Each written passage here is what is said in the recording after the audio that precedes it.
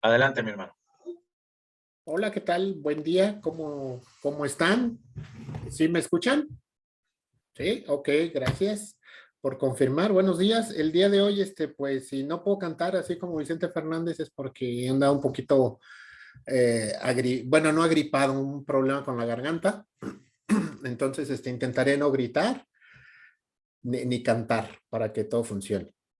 El día de hoy me gustaría que empezara a contarles de una anécdota que me pasó hace pues ya tiene más de 10 años, y ya tiene más de 20 de hecho.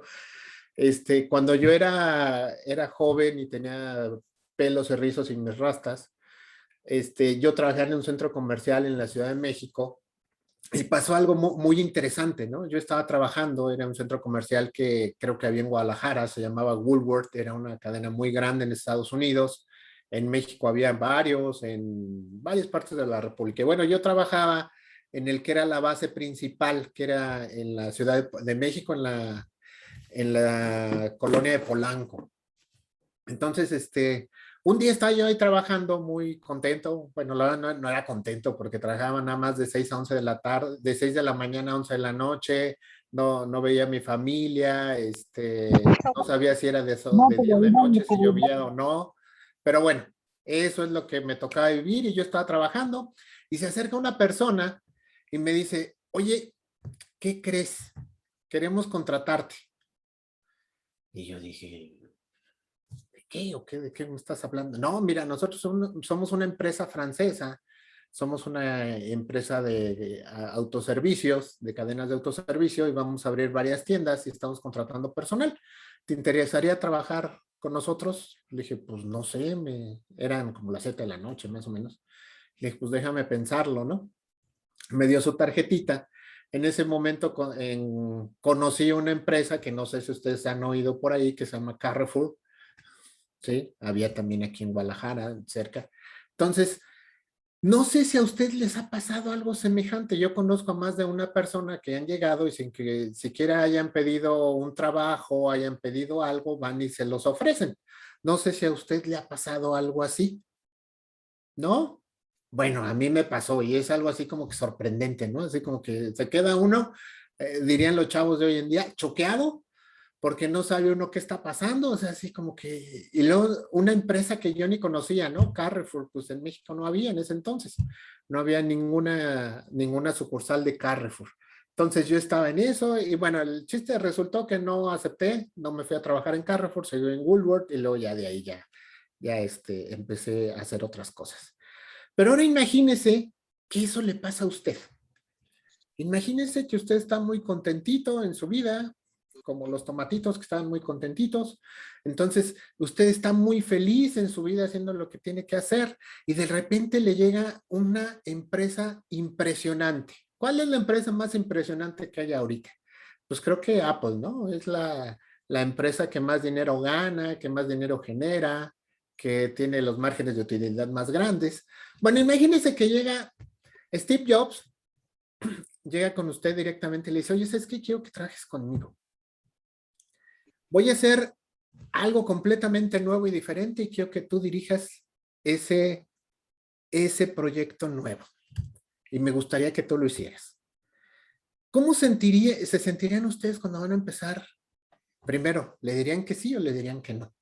Y segundo, ¿cómo se sentirían si le dijeron que sí, que una persona de esa magnitud, con esas situaciones, se haya fijado en usted sin usted haberlo pedido y que le diga, sabes que tengo una misión para ti, tengo algo súper importante que vas a hacer?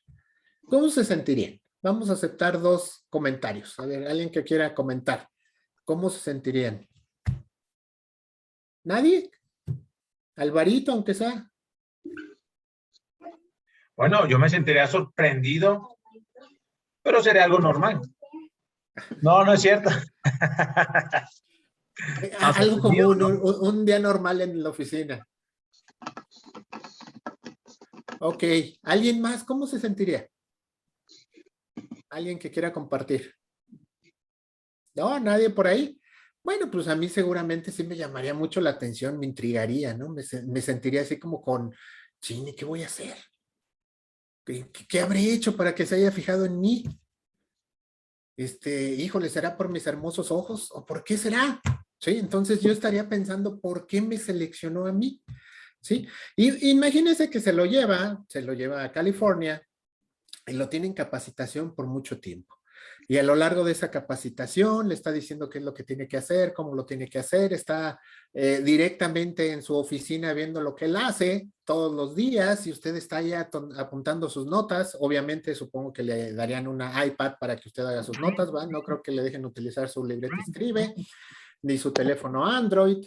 Entonces usted estaría muy contentito ahí con su iPad y atendiendo sus llamadas en su iPhone Non Plus Ultra y estaría trabajando de cerca con él, viéndolo, recibiendo todas las bondades de estar trabajando con Steve Jobs, ¿sí? Y de repente un día le dice, muchacho, ahí nos vemos, ahí te encargo el changarro, tú te vas a quedar al frente, pero te voy a dejar algo que tienes que hacer. Pero no te preocupes, te voy a dejar la chequera y a todos los chicos que te ayudan. ¿Qué te parece? Wow, ya muchos de ustedes se emocionaron, ¿verdad? Ya dijeron, no, yo por el iPad lo haría, ¿sí? Pero bueno, ok, imagínense esa situación, ¿sí? Bueno, pues algo así es la situación que estaban viviendo un día 12 apóstoles de Jesús.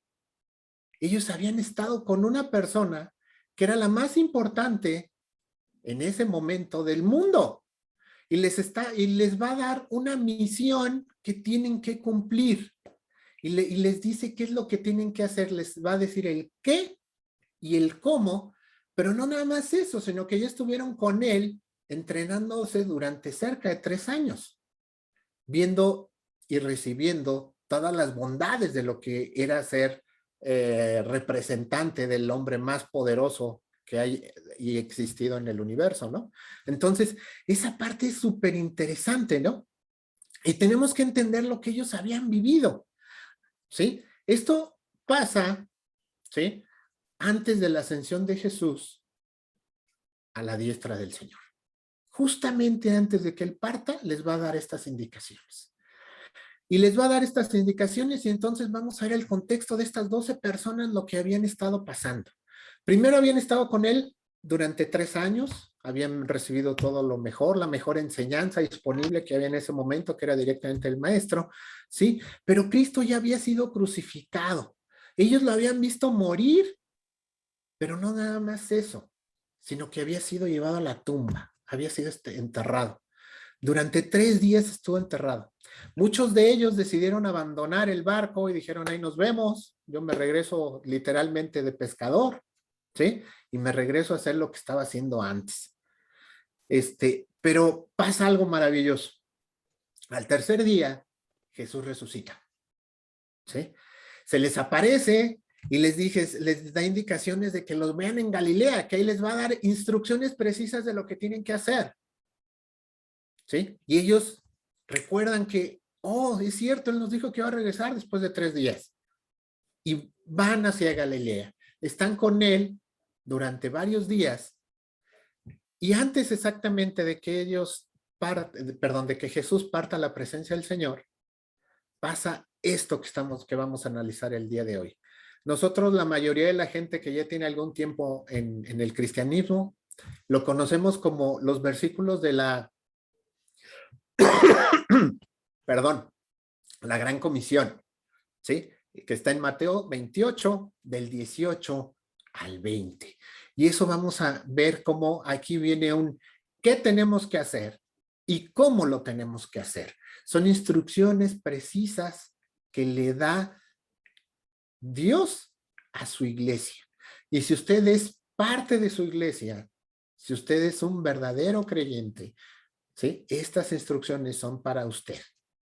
Vamos a leerlas. Acercándose Jesús les dijo, toda autoridad me ha sido dada en el cielo y en la tierra. Vayan pues y hagan discípulos de todas las naciones, bautizándolos en el nombre del Padre y del Hijo y del Espíritu Santo, enseñándoles a guardar todo lo que les he mandado. Y recuerden, yo estoy con ustedes todos los días hasta el fin del mundo. ¿Cómo se sentiría usted si estuviera en el lugar de los discípulos? Y ahora vamos a ver cómo eran estos discípulos. Eran personas que difícilmente habían salido de Galilea, de Israel, ¿sí? Y yo creo que por su mente pasaba, híjole, ¿con qué recursos vamos a hacer las cosas? ¿Por dónde vamos a empezar? ¿Cómo seremos recibidos por las personas de otras naciones cuando vayamos y les digamos que la historia de Jesús? ¿Sí? ¿Cómo nos vamos a reponer de todos los problemas que seguramente vamos a enfrentar? Y Jesús sabía esto.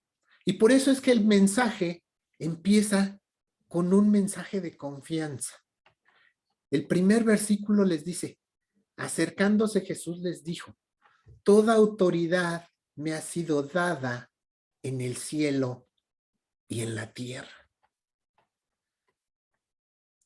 Regresemos al ejemplo que estábamos viendo con Steve Jobs y Apple. ¿Cómo se sentirá de usted de saber que trabaja para la empresa más importante en ese momento en todo el mundo? Y no nada más eso, sino que la persona más importante de esa empresa es la que lo está mandando. Es la persona más importante de la empresa. Y le está dando todo lo que usted va a necesitar. Le va a dar todo el poder económico, el reconocimiento, y además le va a dar todos los recursos que usted necesita para desarrollar su trabajo. Pues eso es lo que estaba haciendo Jesús. Les estaba diciendo, yo soy, ¿sí?, el que tiene toda la autoridad en el cielo y en la tierra. Y a lo mejor a nosotros no nos enseña mucho cuando nada más lo leemos, pero cuando nosotros entendemos el contexto de cómo era una persona cuando era enviada en el siglo I, cuando alguien era enviada en nombre de, significaba que esa persona lo representaba, era como su embajador del día de hoy. ¿Sí? Un embajador, si ustedes saben, un embajador de cualquier país en México tiene inmunidad, ¿sí? Tiene que ser respetado las leyes de su país en donde él está, ¿sí? Entonces es algo que es completamente nuevo y diferente para ellos. Y aquí lo que les está diciendo es, ok, no tengan miedo, porque toda la autoridad del cielo y de la tierra me es dada. Y entonces eso quiere decir que ustedes van a tener toda esa misma autoridad. Y a lo mejor en su mente de ellos pensar, ¿cómo fue que él tiene toda la autoridad? ¿En qué momento tiene toda la autoridad de todo lo que hay en el cielo y en la tierra? Y bueno, tenemos que entender que primero él tenía una parte divina y él tenía el derecho sobre toda su creación. Pero asimismo, él había vencido a las dos cosas que pueden detenerlo al ser humano. Una era, había vencido al pecado por medio de su sacrificio en la cruz. Y la segunda es que había vencido a la muerte por medio de su resurrección. Y este principio es muy importante que nos lo tenemos que aprender todos nosotros. Cristo, el día de hoy, es la autoridad suprema y absoluta de los cielos y de la tierra. Porque Él venció a la muerte en la resurrección y pagó por el pecado de todos en su sacrificio en la sangre. Por su sangre, perdón. El sacrificio en la cruz. Entonces, les está diciendo en pocas y sencillas palabras que Él tiene el poder absoluto y que al ser enviados por Él, ellos van a tener ese poder. ¿Sí? Ahora, no les iba a soltar la firma luego. Ya sabemos un poco de la historia y sabemos que Jesús les dijo, espérense tantito, espérense a que llegue el Espíritu Santo. Espérense a que llegue el contador, el que va a administrar todo, ¿verdad? Él es el que va a estar administrando todo el poder que van a recibir y va a estar con ustedes. Así que espérense. Pero Él les estaba dando esa misión.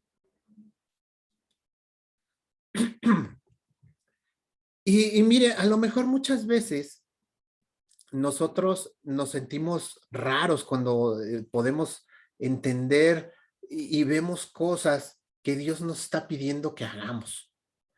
Muchas veces nos entran dudas de ¿será lo correcto o no será lo correcto? ¿Estaremos haciéndolo bien o no estaremos haciéndolo bien? ¿Será Dios que en realidad quiere que haga esto o en verdad yo me estoy apuntando solito para querer hacerlo? Y si usted tiene alguna duda de que si lo que Dios le está poniendo en su corazón que haga, es importante que recordemos un refrán mexicano muy interesante, que dice, cuando te toca, ni aunque te quites, y cuando no te toca, ni aunque te pongas. ¿Si alguien lo ha escuchado por ahí? Sí, ¿verdad? Es muy común. Y Dios nos enseña por medio de la palabra que eso es algo muy cierto. Y tenemos ejemplos muy claros. Uno de ellos, una persona que se quiso quitar y no obedecer lo que Dios le estaba diciendo que hiciera, era Jonás. Y otra persona que por más que dijo, yo quiero, era Simón el Mago, que quiso comprar el poder del Espíritu Santo para poder hacer los milagros. Entonces, si usted tiene duda, ¿sí? De que si lo que va a hacer, lo que Dios le está poniendo en su corazón es de Él le va a dar todo para que lo haga. Si no es de Él, aunque usted levante la mano y aunque usted se ponga, no lo va a mandar a ningún lado. Va a ir usted por su propio esfuerzo. Entonces, Dios es el que sostiene siempre las misiones que Él manda que se hagan.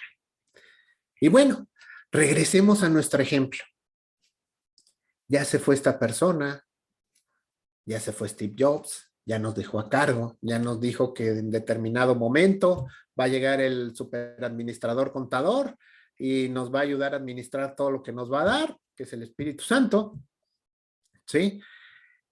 Y a lo mejor por nuestra mente podría pasar, bueno, ¿y qué podría salir mal? ¿Algo podría salir mal? Voy a tener todo el poder. Me está enviando el más poderoso. ¿Qué podría salir mal? Bueno, pues lo que podría salir mal es que cada uno de nosotros que fuéramos en esa misión confundiéramos la gimnasia con la magnesia. Algo que es muy común que nos pase. En el siguiente versículo es uno de esos versículos bíblicos a los que muchas veces nos cuesta darle la traducción correcta y esto ocasiona que muchas veces sea malinterpretado. Para poder entenderlo, mejor empecemos por recordar algo de nuestros tiempos escolares. A ver, acuérdense, ¿se acuerdan cuando iban a la primaria? Vamos a hacer un recordatorio de cuando íbamos a la primaria. Bueno, entonces vamos a apoyarnos en las mamás que han sido maestras durante este último año y seguramente a lo mejor más de una, seguramente vio este tema adentro de las tareas de sus hijos, ¿sí? O lo vieron en la televisión, en lo que sea, o su maestro se los dijo. Nos referimos a las palabras homógrafas. ¿Qué es eso de palabra homógrafa? Sí, una palabra homógrafa es una palabra que se escribe y se pronuncia igual, aunque sus significados son diferentes. Yo creo que uno de los ejemplos más claros es el banco. ¿Sí? Nosotros identificamos el banco cuando nos sentamos en la taquería, ¿sí? Pero también identificamos el banco cuando vamos a una sucursal bancaria, ¿sí? Pero también existen los bancos, que es un grupo de peces, ¿sí? Que están todos juntos y se le conocen como banco de peces, ¿sí? Entonces, esa es a lo mejor la más clásica. Otra a lo mejor es la coma, que es un signo que utilizamos para cuando estamos escribiendo, o cuando una persona pierde la conciencia, o cuando una persona está comiendo, ¿sí? Ese es el tipo de cosas. Bueno, ¿y por qué viene esto? Bueno, pues porque una palabra de este siguiente versículo tiene dos significados completamente diferentes. El versículo dice, vayan pues y hagan discípulos de todas las naciones, bautizándolos en el nombre del Padre y del Hijo y del Espíritu Santo. Y a la palabra que me refiero, ¿sí? Sí, es la palabra poremau, que tiene dos significados. Por un lado, tiene el significado de alejarse, ¿sí? Y muchas personas lo han traducido como irse, ¿sí? Y la otra es comportarse, un comportamiento que yo debo de tener.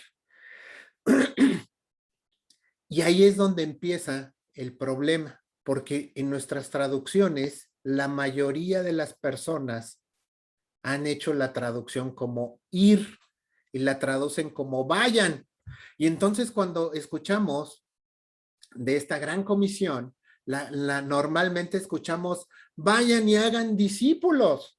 Y en esa parte nos quedamos, ¿verdad? Y todos decimos, oh, ¿dónde agarro mi mochila? ¿Sí? Yo quiero aquí mi mochila de explorador y ya me voy a ir. Y empezamos a comprarnos nuestro mapa geográfico y decimos, a ver, vamos a darle vuelta a ver a dónde me voy a ir. ¿Sí? ¿Sí o no? Es la interpretación más común que tenemos sobre este versículo. Pero la verdad, ¿sí? Es que nos estaba diciendo que tuviéramos una forma de comportarnos que sirviera para ser discípulos. Si lo transliteráramos a nuestro lenguaje actual para que lo pudiéramos entender, diría algo más o menos así. Mientras van por la vida, dedíquense a ser discípulos en todas las naciones. ¡Wow! Este versículo es usado por muchas empresas misioneras que están enfocadas a mandar nada más, pero no se enfocan en esta parte. Mientras vas por la vida, mientras estás haciendo lo que tienes que hacer, mientras trabajas, mientras estudias, mientras eres mamá, mientras eres profesor, mientras eres químico, mientras eres ingeniero, mientras eres lo que seas, ¿sí? Haz discípulos. Ese es el mandato que le está dando. Y esa es una de las cosas que normalmente la mayoría de nosotros hemos entendido mal el mandamiento. El mandamiento no consiste en ir, ¿sí? El mandamiento que nos da el Señor a toda la iglesia no es irnos, ¿sí? El mandamiento que nos está dando es hagan discípulos, hagan discípulos. Ese es el mandamiento que viene en la gran comisión. No es vámonos, porque si no, imagínense todo el mundo va volando de un lado a otro. Nos está diciendo hagan discípulos. Dígale al de al lado que está de usted, hagan discípulos, hagan discípulos, hagan discípulos. Se vio bien falso el Brian, ¿verdad? No hay nadie al lado de él. Está el muro. Pero sí, sí es cierto. Sí, eso es algo que tenemos que entender. Tenemos que hacer discípulos. ¿Sabe para qué está hecha la iglesia? Para que aprendamos a ser discípulos. Para ser discípulos. ¿Sí? Para eso esa es la finalidad de la iglesia. ¿Sí? Y se nos olvida radicalmente y nosotros queremos mandar a todo mundo, a todos lados, en vez de dedicarnos a ser discípulos. Y bueno, ¿qué es ser un discípulo? A lo mejor por ahí vendría la siguiente pregunta, ¿no? ¿Qué es ser un discípulo? ¿Quién es un discípulo? Bueno, pues primero tenemos que entender y a diferenciar dos tipos de personas que asisten a nuestras comunidades de fe. Por un lado tenemos a los creyentes y por el otro tenemos a los discípulos. Y a lo mejor el día de hoy es fácil más o menos identificar a los creyentes, ¿verdad? Es toda aquella persona que cree en algo. Pero le tengo una increíble noticia. La mayoría del mundo cree en Dios. ¿No me cree? Párese en la esquina de su casa. Y a cada persona que pase, pregúntale, oye, ¿usted cree en Dios? Y la gran mayoría le va a decir que sí. Yo casi le aseguro que 9 de cada 10 le va a decir que sí. Uno que otro, al que le diga que no, pues va a ser un estudiante, a lo mejor de esos loquitos que estudian física nuclear, ¿sí? que está todo perdido y que en ese momento no ha conocido de Dios, él le dice, no, Dios no existe, ¿cómo crees? ¿Sí? Estaba hablando de mí. ¿Sí? Entonces, esas personas, a lo mejor mientras no conozcan, pues van a decir que no, pero la mayoría de las personas son creyentes. Y el hecho de creer no genera normalmente ningún cambio en la vida de las personas. Fíjese bien, vamos a verlo en el momento actual. Muchas personas no creen en el virus del COVID. ¿Se han fijado? Las personas que no creen en el virus del COVID no hacen absolutamente nada para cuidarse del COVID y no les importa no hacer nada. Están haciendo lo que siempre hacen. Quieren viajar en el camión sin COVID, quieren ir a la escuela, perdón, sin cubrebocas, quieren hacer reuniones en familia, quieren ir al estadio, quieren ir a comer alitas a las Wings Army y quieren estar haciendo su vida normalmente. ¿Sí? Y muchas personas que creen normalmente se quedan así. Pero cuando usted está plenamente convencido que hay un problema de salud, ¿qué es lo que hace? Se pone el cubrebocas, ¿sí? Cambia su forma de comportarse, empieza a hacer cosas para no contagiarse usted, no contagiar a otras personas. Esa es una persona que está cambiando su forma, está cambiando lo que está haciendo. Esa es la diferencia entre un creyente y un discípulo. Un discípulo es aquella persona que sigue las enseñanzas de Jesús, pero que esta persona no nada más sigue las enseñanzas de Jesús, está siendo formada, capacitada y está transformando su vida. Esa es la diferencia. Esa es la diferencia que podemos ver. Ahora, hacer un discípulo implica muchos factores. Por un lado, tenemos que tener una persona que quiera ser discipulada. Tenemos que tener a alguien que quiera discipular o un maestro. Tiene que haber un compromiso entre esas personas. Tiene que haber un tiempo que se dediquen. Tiene que haber un cuidado de uno por el otro. ¿Sí? Tiene que haber paciencia. Tiene que haber amor. Tiene que haber tolerancia. Tiene que haber seguimiento. Tiene que haber muchísimas cosas. Y por eso, mi hermano, es que el día de hoy, adentro de nuestras iglesias y congregaciones, tenemos muchos creyentes, pero pocos discípulos. Y el mandamiento era ser discípulos, no creyentes. Y es un concepto. Ayer escuché una preca que me llamó mucho la atención, que ha sido transformado. En el siglo I, cuando fue escrita esta parte de la Biblia, ¿sí? A todas las personas que se les decía un discípulo, entendían el concepto de que era una persona que dejaba todo lo que estaba haciendo por irse a instruir con otra persona y cumplir una cierta capacitación para poder hacer lo que él hacía. Por ejemplo, si usted sabía escribir, porque en ese momento no muchos escribían, agarraba a un ayudante y le empezaba a enseñar cómo ser escritor, ¿sí? Cómo escribir, cómo traducir, todas esas cosas. Llevaba durante un tiempo y esa persona que empezaba como ayudante, ¿sí? Al final del tiempo ya él era también un escriba. ¿Sí? Y lo mismo pasaba con la gente que se dedicaba a la madera, a la carpintería, todo ese tipo de cosas. Ese concepto ellos lo tenían muy bien. Y ese concepto estaba perfectamente establecido en la iglesia primitiva. Pero no sé en qué momento de la historia se confundió el término de discípulo con creyente. ¿Sí? Y entonces ahora ya a todos los que son creyentes les dicen que son discípulos. Eso es lo que nos está pasando hoy en día. Pensamos que todas las personas por creer únicamente ya son discípulos de Dios. Y no es cierto. Un discípulo necesita un trabajo respaldándolo, ¿sí? Un trabajo de una persona que está dándole un seguimiento. una persona que está atrás de él sosteniéndolo. El cómo lo vamos a ver después, pero eso es lo que significa realmente un discípulo, alguien que está aprendiendo para cambiar su vida. Y ahora nos damos cuenta que desgraciadamente dentro de nuestras congregaciones hay muchas personas que son creyentes, pero se siguen comportando igual y siguen haciendo las mismas cosas que hacían antes de ser creyentes, antes de conocer a Cristo. Y esa es la diferencia. No estamos llamados a ser creyentes, estamos llamados a ser discípulos, a ser personas que cambien. Pero si nosotros no hemos cambiado, ¿cómo le vamos a enseñar a alguien a que cambie?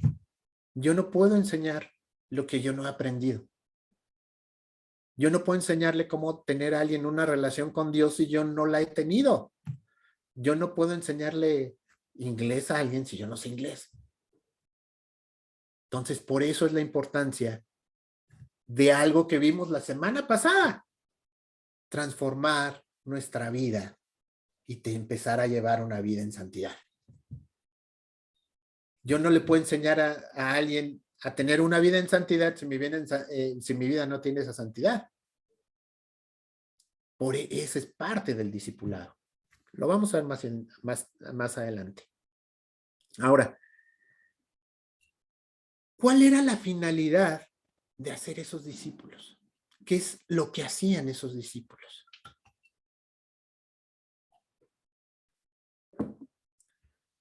Todos los discípulos en los tiempos de la iglesia primitiva eran reconocidos por de quién eran el discípulo. Hoy sería algo así como si vamos a un hospital y vemos a una persona con bata blanca, ¿sí? Siguiendo, correteando a otro doctor, a un doctor, y ahí va un grupito atrás. ¿Ustedes quién creen quiénes creen que sea el maestro y quiénes creen que sea el discípulo? Pues sí los identificamos fácil, ¿verdad? Sabemos quién es el maestro, va adelante caminando y los de atrás van tomando notas así como desesperados. ¿Qué dijo? ¿Qué dijo? ¿Sí? Lo mismito pasa, por ejemplo, en una fábrica, ¿sí? Está el ingeniero de los procesos, de todo ese tipo de cosas, y él es el que va diciendo, no, hay que cambiar esto, hay que hacer eso, y atrás van los que van tomando notas con su casquito amarillo y anotando, ¿no? ¿Qué es lo que se tiene que hacer? Lo mismo pasa si, por ejemplo, usted también es el contador o el administrador, ¿verdad? De la empresa. Usted tiene su oficina amplia, grande, muy bonita, así como la que está aquí atrás de mí, con con paredes de vidrio y todo ese rollo, y todos los demás están en unos huevitos, ¿sí? Donde apenas si caben con su computadora, ¿verdad? Entonces sabemos quién es el jefe, quién es el maestro y quién es el que está aprendiendo. En ese entonces, era muy difícil reconocer a un discípulo, porque no había esas cosas, esas diferencias tan grandes, ¿sí?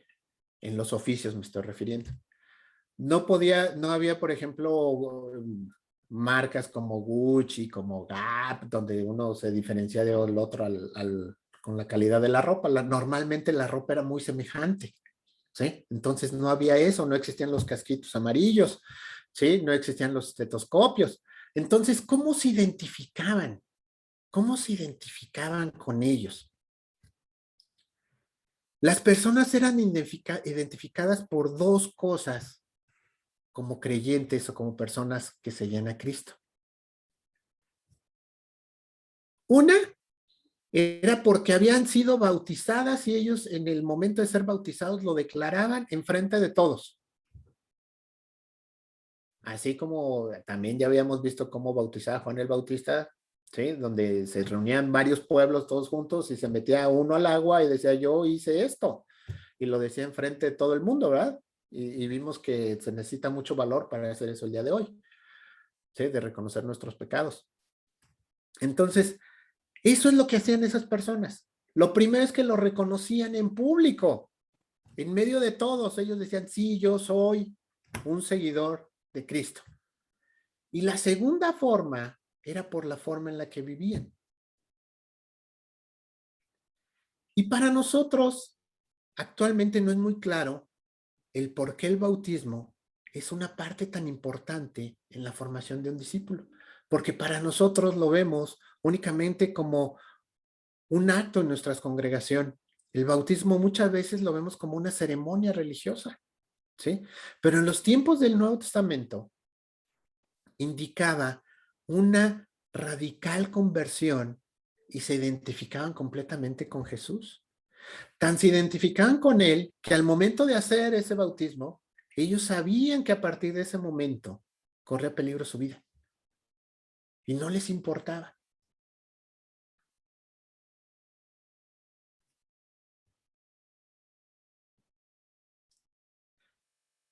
En Lucas 3:3,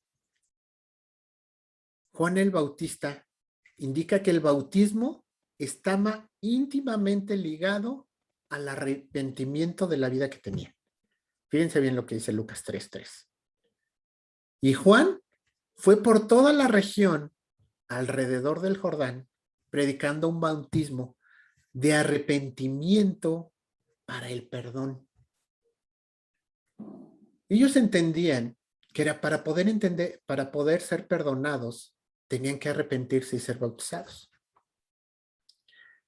Y cada uno era confrontado con su propio pecado de una manera completamente diferente.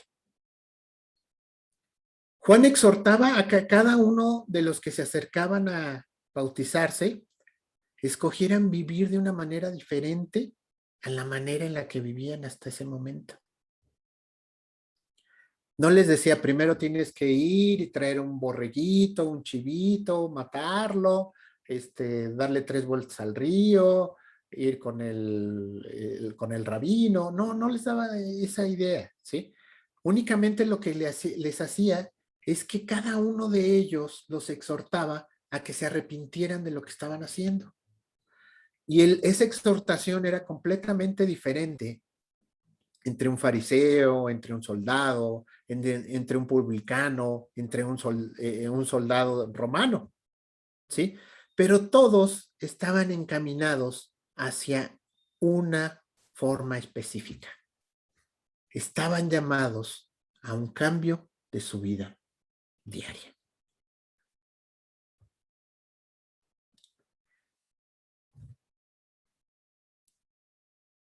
Analicemos un poquito más esto.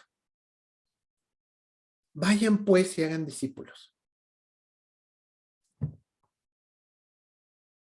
La idea de esto es que ese discípulo tiene que cambiar su forma de vida. No nada más es que aprenda cosas o aprenda una literatura o se aprenda unos poemas o se aprenda cosas. Es que tiene que llegar un cambio de vida, ¿sí? Y ese cambio de vida, nosotros, en nuestro modo de actuar diario, lo tenemos que llevar a todas las naciones. Y a lo mejor ahí es donde nos volvemos a emocionar, ¿verdad? Todas las naciones, pues yo me voy a ir a la India, yo me voy a ir a Colombia, yo me voy a ir a... Yo pido Francia, porque me cae bien Messi, entonces, pues a ver si me toca ahí verlo jugar, ¿no? Para irme a Francia. Pues no, la palabra que se utilizaba aquí de todas las naciones era etnias. Y todas las etnias son personas que tienen diferente modo y diferente cultura, ¿sí? A la que usted tiene.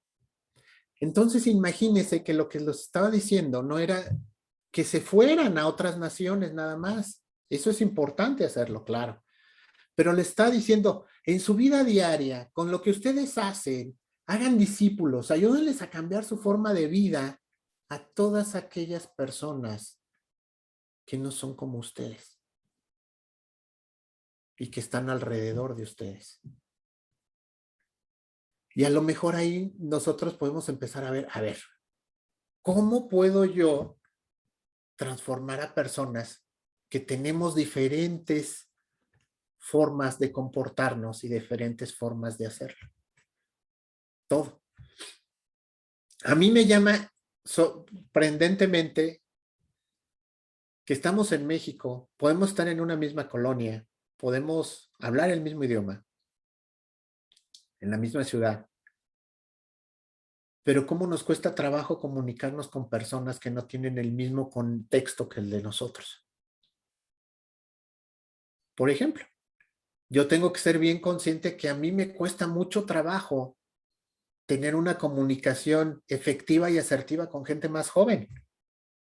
¿Por qué? Porque muchas veces ellos ya utilizan un lenguaje completamente diferente al mío.